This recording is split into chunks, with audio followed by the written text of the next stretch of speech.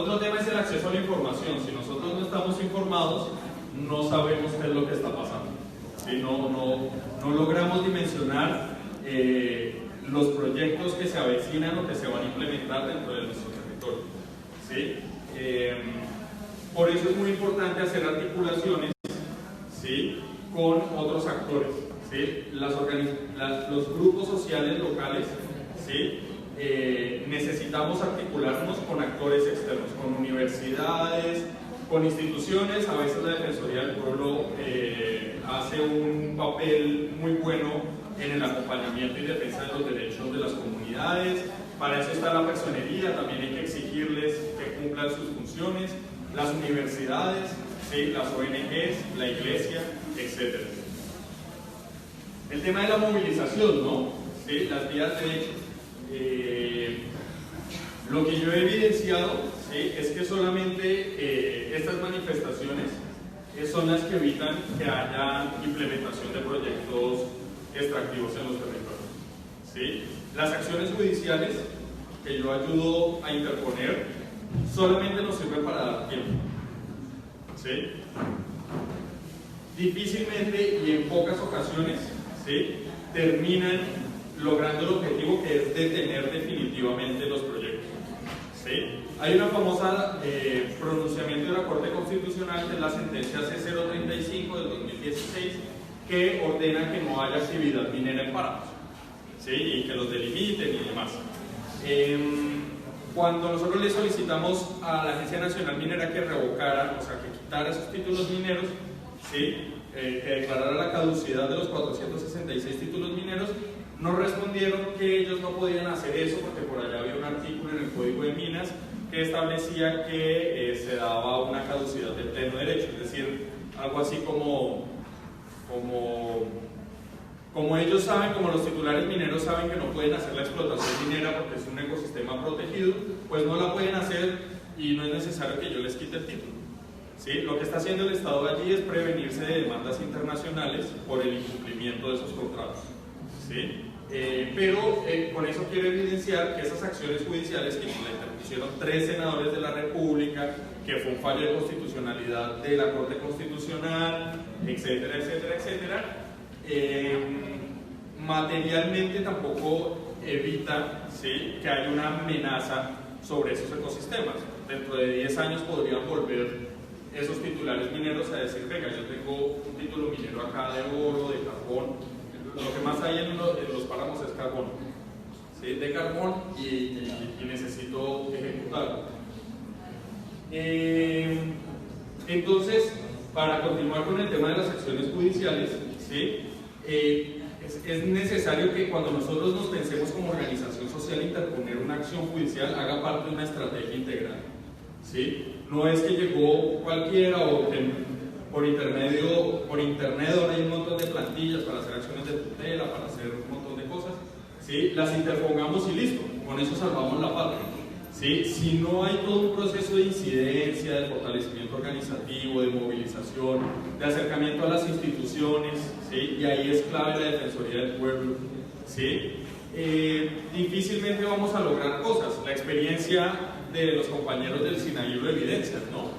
Tienen unas acciones de tutela y tienen unas acciones populares que duermen el sueño de los justos, ¿sí?, porque los funcionarios judiciales a veces tienen una mente un poco obtusa, ¿sí?, y se pegan a lo que diga la norma, ¿sí?, son exégetas, es decir, lo que dice la norma es lo que hay que hacer y nada más, y no se permiten ponerse en el zapato de los otros y entender que su función final es la protección de la Constitución, de los derechos, ¿sí?, de los derechos económicos, civiles, etc.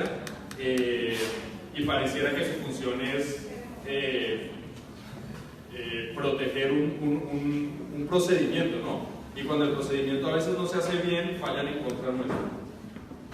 Y el otro tema es un proceso de apropiamiento territorial, ¿sí?, de reconocer y de nosotros también adquirir las herramientas técnicas, ¿sí?, para poder contraargumentar y evidenciar los daños que hay en nuestro territorio y las mentiras que muchas veces se dicen en los estudios de impacto ambiental, ¿sí? Y cuando yo digo que se dicen mentiras no es porque esté especulando, no es porque lo he visto, ¿sí? Cuando uno ve los estudios de impacto ambiental, que son unos documentos de 400 páginas, ¿sí? Y ve el componente hidrológico, y se acerca a la comunidad y le dice, oiga, don Hernán, de verdad que la quebrada, el Sinaí, está seca. Me dice, no hermano, eso anda ahí agua todo el tiempo. Sí, yo, pero mira, aquí dice que está seca. ¿Sí? De verdad que aquí solamente hay 3 árboles. Me dice, no, mire ese bosque. Ah, pero es que estos berracos ponen que aquí solo hay 3 árboles. ¿Sí? Y hay que ver para creer, ¿sí? Porque así ocurre. Entonces, estrategias como el monitoreo ambiental comunitario nos permite evidenciar que se está falseando la verdad, ¿sí? Pero además reconocer nuestro territorio en términos, en el mismo lenguaje, posicionarnos en el mismo lenguaje técnico, que no es el único válido, ¿sí? Pero es el que le da validez, ¿sí? Cuando los indígenas dicen la tierra se nos enferma porque le liberan los demonios del fondo de la tierra, lo que están diciendo es que se está liberando arsénico y otro montón de cosas que yo no me acuerdo cómo se llaman, ¿sí? Pero que ellos lo expresan en ese lenguaje porque es su manera de expresarse. Cuando usted hoy le dice eso al juez, el juez dice, pues, ¿este tipo de qué me está hablando? ¿Cuáles demonios del fondo de la tierra? ¿Sí? Entonces hay que decirle que son los demonios del fondo de la tierra que están expresados en el arsénico, en el cadmio, en los metales pesados, etcétera, etcétera. Y por último, eso tiene mucho que ver con el principio de precaución. ¿Sí? Ya lo explicaba el libro, el principio de precaución es, si no hay una prueba científica que evidencie el daño, ¿sí? Debería dejarse eso quieto. ¿Sí? Como no hay una prueba científica que nos demuestre que no va a pasar nada, ¿sí? Eso debería dejarse quieto, eso es lo que se está pidiendo con el fracking. ¿Sí? Como no hay una prueba científica que diga que el fracking es bueno, 100% bueno, ¿sí? Entonces mejor dejémoslo ahí quietico, no vaya y sea que destapemos la caja de Pandora y después no sepamos cómo cerrar esa vaina, ¿sí? Entonces, en ese principio de precaución, uno dice, o se pregunta en el ejercicio jurídico, ¿por qué somos nosotros, ¿sí? Los que tenemos, comparativamente hablando con los titulares mineros y petroleros, tenemos menos recursos económicos, tenemos menos relaciones políticas y sociales, tenemos un montón de disparidades entre unos y otros, ¿no? ¿Por qué no son ellos más bien lo que deberían demostrar que en el Sinaí la gente y los peces no se murieron por el vertimiento de las aguas provenientes del fondo de los pozos? O sea, ¿por qué somos nosotros los que debemos demostrar que sí fue por eso? ¿Sí? ¿Por qué debemos demostrar? Pasó ahorita en un fallo de tutela de la Corte Constitucional en Cerro Matoso, ¿sí? La Corte Constitucional dijo, mire, aunque aquí no hay pruebas científicas suficientes, ¿sí? Apoyados en el principio de precaución y en unas cosas técnicas que llaman la carga de la prueba, etc., logramos evidenciar que ustedes no pueden probar que todas esas afectaciones de la gente sean por su responsabilidad. ¿Sí? Y condenaron a Cerro Matoso, una empresa que explota allí ferroníquel, a unas indemnizaciones que rondan los $400 millones. ¿Sí? Que luego si las van a pagar y que un montón de cosas, pues está por verse. ¿Sí? Siguiente, creo que es la última. Bien, vale. Con eso quería ilustrar un poco la situación que está ocurriendo en el país, las posibilidades que tienen. Ojalá en las preguntas pueda desarrollar un poco más, hablar de acciones judiciales en concreto, como las audiencias públicas ambientales, la consulta popular, las acciones de tutela, etcétera, etcétera. Por lo pronto, muchas gracias por su tiempo.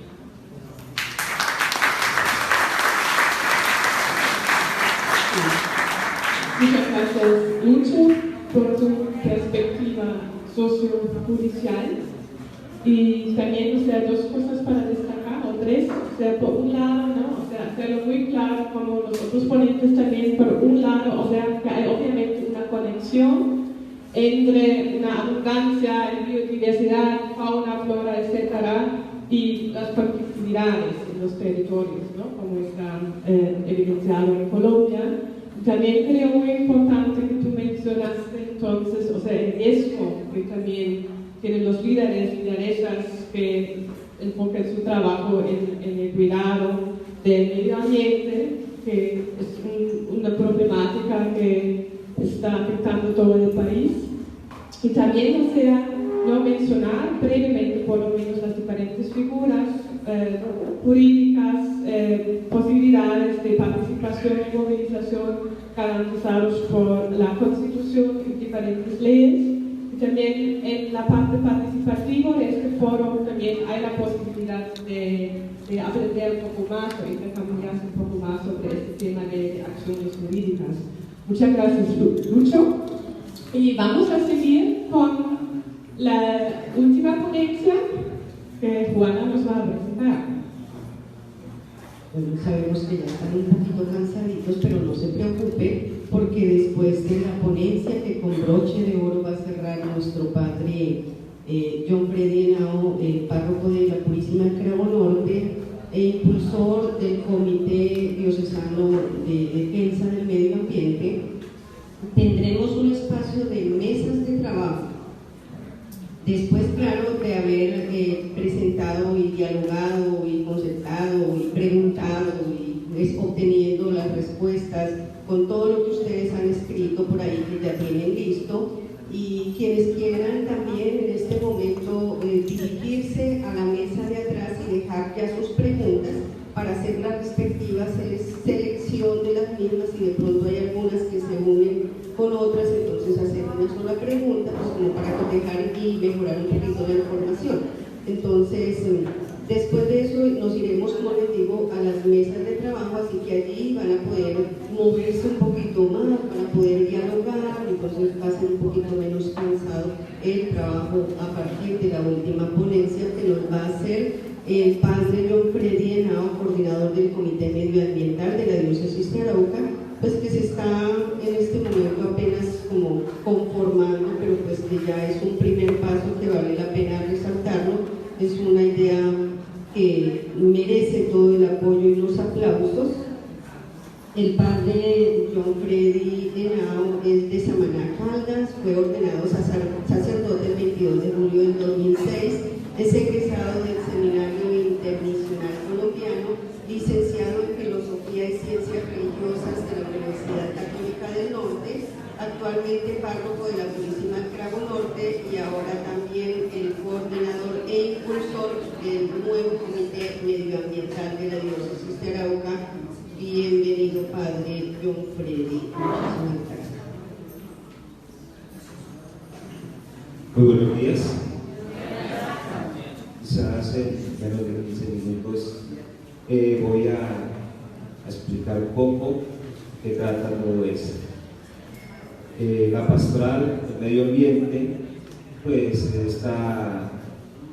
este trabajo en la iglesia se ha realizado siempre en nuestras parroquias, en la diócesis, cada párroco, cada sacerdote en su parroquia, en la medida que va desarrollando su trabajo pastoral. También cada vez que habla del Evangelio, está también allí vinculando todo lo que tiene que ver con el cuidado de la vida, la preservación de la vida y el vínculo entre el ecosistema, entre la ecología, y el ser humano. Estamos ahí relacionados.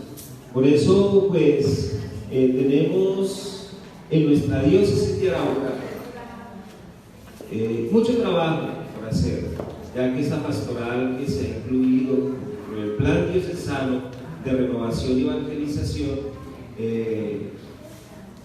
hay muchas actividades, muchas cosas por hacer. Teniendo en cuenta que la diócesis de Arauca hay diversidad de ecosistemas. Tenemos el páramo, tenemos la cordillera, tenemos también el piedemonte y la sabana.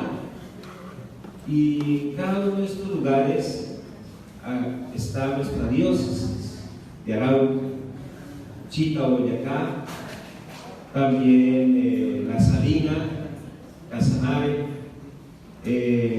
Cubará, Boyacá y en Gibraltar, que hace parte del norte de Santander.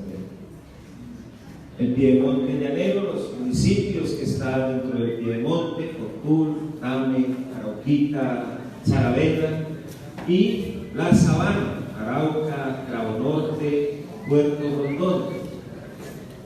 Por eso entonces, en cada parroquia que está allí, pues, lo dije en un comienzo, hay mucho por hacer, ya que en nuestra diócesis, podríamos decir, la mayoría de las parroquias están dentro de un ambiente rural, campesino, y claro que el hecho de que estemos en un ambiente de ciudad no quiere decir que no trabajemos por el medio ambiente también, y hay que hacerlo con mayor empeño.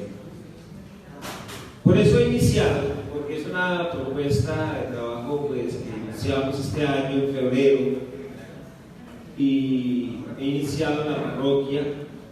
Quiero presentarles el proyecto con el que hemos iniciado para luego socializarlo en toda la diócesis, en todas las parroquias, y se pueda también allí cada párroco empezar con nuevas propuestas, nuevas ideas, y empezar a fortalecer este proyecto. El proyecto Sembremos Vida Cravo Norte busca generar un cambio en el municipio, empoderando a todos sus habitantes, para que reflexionemos y actuemos en el cuidado y preservación de nuestros ecosistemas. Este es un paisaje de Cravo Norte, sabana.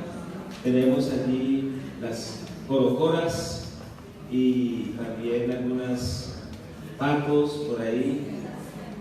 Los que han ido, los que han viajado a Cravo Norte, por el camino siempre hay que tomar fotos por la diversidad de aves que se ven allí, esteros, animales.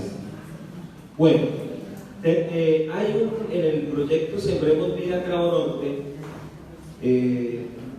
este semillero de jóvenes, porque hay un grupo de 40 jóvenes y el grupo base que lo conforman también pues miembros del comité parroquial, líderes comunitarios que ahorita más adelante les voy a presentar acá. Pero aquí vemos que el primer encuentro con jóvenes de grado 11 de la institución Antonio Galán de Cravo Norte. Y a propósito, quiero presentarles a las personas que vienen conmigo. Hay un docente, el profesor Ariel Suárez, que es el encargado del área ambiental en la institución educativa. También hay dos estudiantes del grado 11, están representando allí a todos estos chicos. Tengan la bondad los jóvenes, Camilo y Diego. Y también nos acompaña el señor Freddy Santana. Freddy Santana es de la avenida Uribe. Allí en este lugar estamos en la presencia del proyecto de parques naturales, y pues se va a hacer ahí la reserva natural, y por eso pues yo quiero invitar, y él hace parte de ese grupo, de este proyecto. Bueno, vamos a seguir. Bueno, aquí hay algo muy importante. Aquí vemos ya personas de la defensa civil. Aquí está Juanita, ¿sí? Que han ido a acompañarnos. Hay representantes también de las juntas de acción comunal del pueblo. Estamos allí pues buscando, dándole forma a este proyecto. Hay un programa radial también lo lideran los jóvenes, bueno, y ellos también acompañándonos. Ese programa lo realizamos 2 veces a la semana, y todo lo que tiene que ver con el manejo de basuras, muchas orientaciones que se le dan a la comunidad, porque esto es una preocupación grande de todos y hay que empezar a concientizar.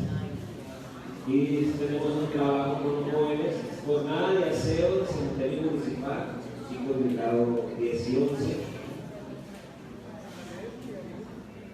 Acá, este semillero de jóvenes, porque Sembremos Vida, una de las grandes que he tenido pensado es estos muchachos van a ser, o de hecho ya son, los que con gran preocupación están trabajando con la comunidad. Aquí están recogiendo tierra para sembrar.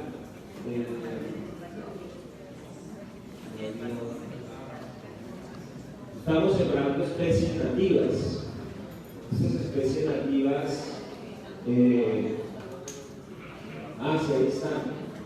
Caracaro, legumbres, aceites, bueno, el marroso, pues, sí se da en lugares. Y también hay otras semillas como el congrio, que es un árbol que es muy perseguido porque es muy fuerte y hay que cuidarlos, hay que empezar a sembrar y que podamos más adelante desde Cabo Norte llevar semillas y árboles a otros lados, en nuestra diócesis.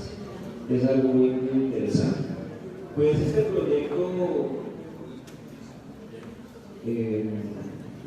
tratamos de vincular más personas, instituciones, incluso iglesias, que todos podamos hacer algo por nuestra casita, porque la casa común, nuestro planeta, es nuestra casita, allí en el municipio. Hay una actividad que también tenemos que realizar ahora pronto con los presidentes de acción comunal, y tenemos una fiesta patria, luego 20 de julio, y la idea es que todo el municipio, todo el pueblo, antes de esa fiesta, hagamos una jornada de aseo general, todos los barrios a la vez estemos trabajando. Se ha hecho la propuesta para que sea un día cívico y que todos estemos con el mismo tema. Yo insisto mucho en esto y que podamos realizar esta actividad el día 20 de julio, donde el pueblo está limpiecito. Son actividades que desde nuestras parroquias se pueden generar. Trabajo con los líderes comunales, el trabajo con las instituciones, con los gremios. Por eso la pastoral del medio ambiente, que en nuestra diócesis, como dije, antes se ha ido realizando, cada sacerdote, cada párroco allí pues ha hecho actividades por el medio ambiente, pero ya ahora de una manera más estructurada. Bueno, ya no más, ya con esto ya. ¿No hay otra? No hay más. Muchas gracias.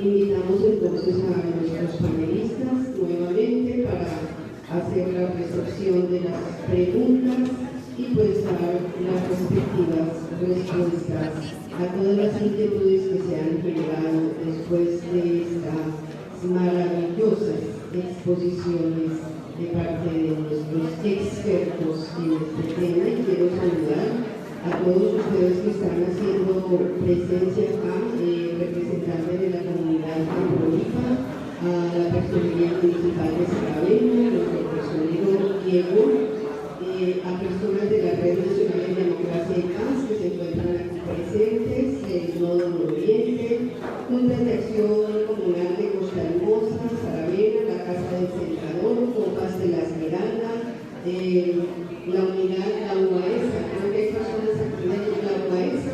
¿Está presente la UAESA? Sé que se inscribieron, pero bueno. ASOMI, ASOCAMPA, Fundación Mujer Sierra, Jóvenes de Pastoral Juvenil, de la diócesis de Arauca, Caridad, Mujeres Cultivadoras de Paz, Amar, tenemos representación de Radio Fe y Alegría de Guadalupe, Venezuela, tenemos personas de Juventud desde Arauquita, son más fiables, se me queda por favor, se acercan y nos dicen, estamos acá nosotros, pues tenemos como una idea de todas las organizaciones que están presentes. Dime desde ahí. El Comité Juvenil de Filipinas también está aquí presente. Muchas gracias. Comité Parroquial de Pastoral Social, también Comunidad Eclesial y Pastoral Social, Vereda Gaitán, también. El CINER, Escuela de Paz y Convivencia Ciudadana. ATJ. Ah, sí, claro. Entonces, como podemos ver, tenemos un público espectacular, maravilloso, de lujo el público que tenemos el día de hoy. Muchísimas gracias a ustedes. Bueno, en cuanto a las preguntas, muchísimas gracias. Muchísimas gracias por todas las preguntas que han escrito. Lastimosamente no tenemos tiempo entonces para ponerlos todos. Y hay algunas que son parecidos, ya tenemos como una colección, pero también al mismo tiempo en las mesas temáticas que vamos a tener después como trabajo participativo de todos y todos, también hay el espacio de preguntar a los ponentes que también van a estar en las mesas o facilitando o participando. ¿Sí? ¿Me pueden escuchar bien? Bueno, entonces, tenemos una pregunta a Alejo Bolívar. Alejo está. ¿Cree usted que el proceso de paz tiene una proyección de políticas extractivistas, teniendo en cuenta las gráficas mostradas en la ponencia?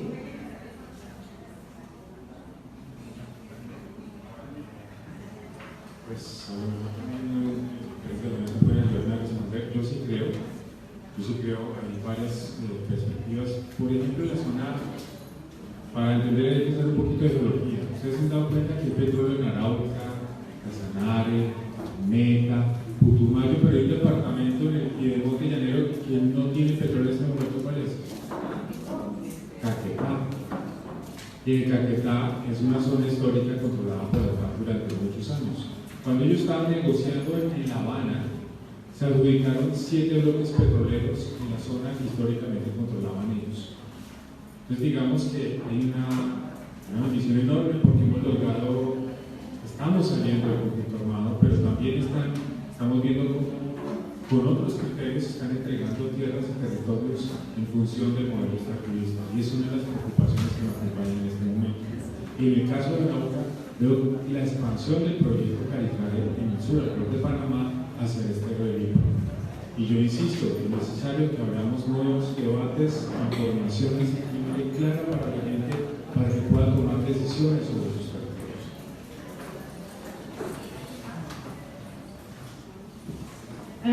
Muchas. ¿Perdón? Sí, pero estoy un poco verde, pero yo tengo una pregunta también, o sea que es como sale de muchas personas acá, pues, en el municipio de Arauquita se realizan actividades de explotación sísmica, preparación exploratoria, fracking y producción de hidrocarburos. Si nuestro Papa nos hace una reflexión y nos invita a cuidar nuestra casa común, ¿qué está haciendo la diócesis de Arauca para mitigar o al menos cambiar esta historia? Padre John Treves.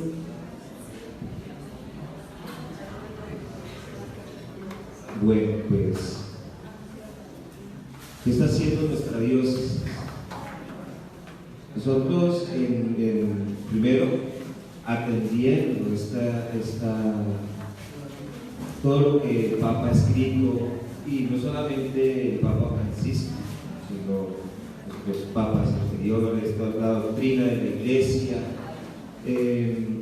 No podemos ser ajenos a estas directrices, a todo esto que nos pide que haga la Iglesia Universal. La Iglesia Araucana está allí vinculada también a este trabajo. Por eso la preocupación, primero pues, de nuestro obispo, para decir, oiga, un sacerdote que esté ahí pendiente, vamos a crear estrategias para que en cada parroquia se vaya llevando también el sacerdote, los distintos comités que estén en la parroquia, esté también aquí el comité de medio ambiente, y que se haga sentir primero la parroquia allí con los gremios, como ya lo había dicho antes, instituciones, con la administración municipal. Se crean espacios de reflexión, sobre todo cuando hay muchas obras en el municipio y todo el impacto que ellas traen sobre el medio ambiente, que esté allí la parroquia, la iglesia, y que desde la iglesia digan, oiga, hay alguien que está haciendo algo.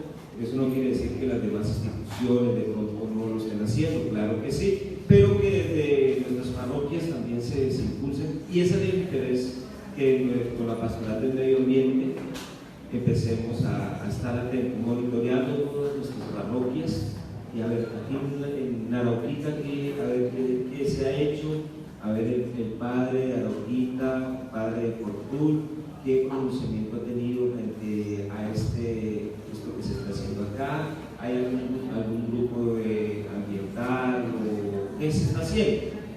¿Y qué se puede apoyar? Estamos apoyando todo esto, observando y sobre todo apoyando las distintas parroquias y experiencias que se tengan en ellas.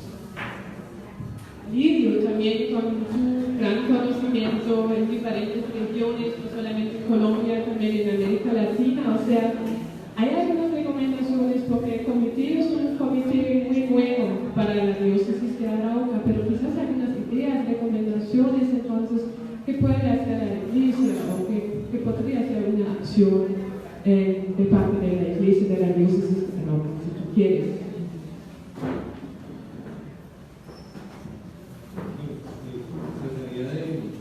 De contextualizar un poco lo que hemos venido planteando, hay que ser humildes de reconocer que en general nosotros como Iglesia Católica somos bastante analfabetos en Colombia.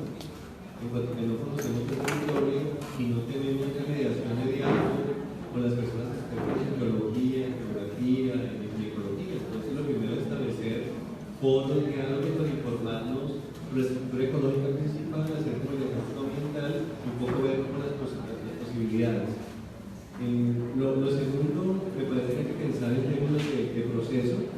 Hay momentos fáciles, son de sensibilización, de información, de formación, de planificación y de proyección, términos concretos, por ejemplo, esto de que cada parroquia tenga su sistema de ecología integral, que los seminarios, que los colegios, que los centros pastorales, todos tengan escrito e interiorizado un manejo cotidiano del bien de la creación. Eso me parece también muy importante, pasar de eventos y campañas a procesos un poco más de algo aliento. Y lo tercero que pienso en este momento es que se vale soñar, estamos en un proceso de transición. Nosotros como creyentes en general, los judíos, cristianos, o sea, las religiones monoteístas, por ampliar también un poco a los musulmanes, tenemos una idea de Dios monoteísta que de cierta forma ha justificado el dominio como explotación, en un dominio como economía, como servicio, como mayordomía. Entonces, tenemos que reconocer que es un proceso, digamos, que no se hace de la noche a la mañana, pero que justamente a través de todas las iniciativas del Consejo Mundial de Iglesias, una cantidad de documentos sobre justicia, la misma encíclica de Laudato Si, es decir, hay un despertar del movimiento religioso para cuidar lo que Papa llama la casa común. Entonces se vale soñar, por ejemplo, ahora con el movimiento católico mundial por el Clima, se está planteando una reunión para celebrar los 3 años de lograrlo así, proponer que la Iglesia Católica sea carbono neutral para el año 2040. O sea, eso es una cosa, parecía una utopía, ¿cierto? Pero si le exigimos a las empresas, si los gobiernos se han comprometido con el Acuerdo de París a bajar, digamos, sus indicadores en términos de cambio climático, porque nosotros como iglesia que estamos presentes en todas partes del mundo no nos proponemos también esas umbrales un poco ambiciosos, ¿no? Entonces yo diría que se vale en este momento volver a pensar nuestro territorio como un hogar y implementar y profetizar con el ejemplo cotidiano frente a todos estos elementos, y el Papa plantea que es un importante diálogo. Entonces hay que también con argumentos transparentes y claros argumentar a los empresarios el por qué razón exigimos que se respeten los derechos, o el por qué razón exigimos la moratoria, por ejemplo, en términos de fracking, o por qué es necesario revisar la política mineroenergética en el país. Entonces, digamos que tenemos una agenda bastante amplia que va conectando lo particular de cada persona con lo cotidiano de cada familia, de cada comunidad del día a día, hasta pensar un poco más institucional dentro del gran territorio, que yo diría que es muy importante reconocerlos como parte de la política del Orinoco, y el Orinoco en términos del gran bioma de la Amazonía.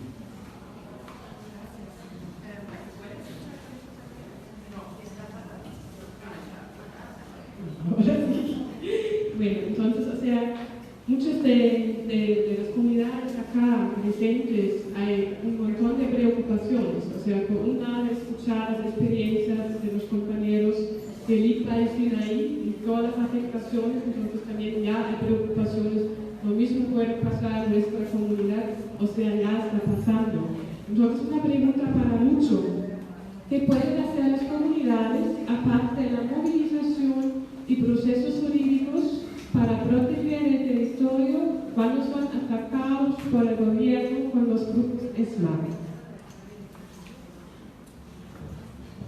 ¿Qué pregunta? No sé, creo que hay diferentes estrategias, ¿no? Frente al ESMAD. Hay comunidades que resuelven no confrontar.